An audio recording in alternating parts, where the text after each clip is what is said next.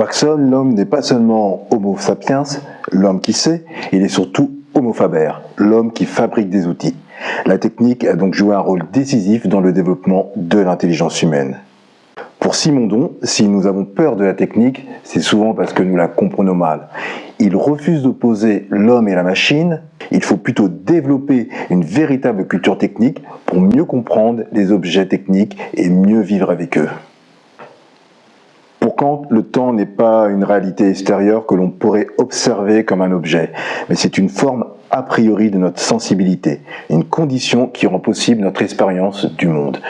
Nous percevons les phénomènes dans la succession parce que notre esprit est structuré ainsi.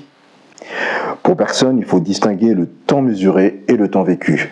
Le temps des horloges est découpé, quantifié, mécanique, mais le temps vécu, c'est la durée, un flux continu.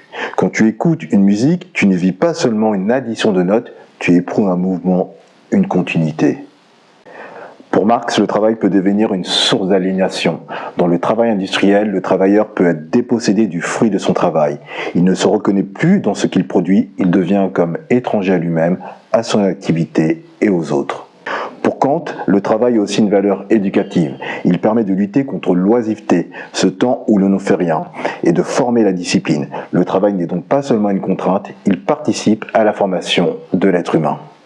Pour Platon, la vérité ne se trouve pas dans les apparences sensibles, le monde des sens. Elle se situe dans le monde des idées, auquel on accède par la raison et le savoir.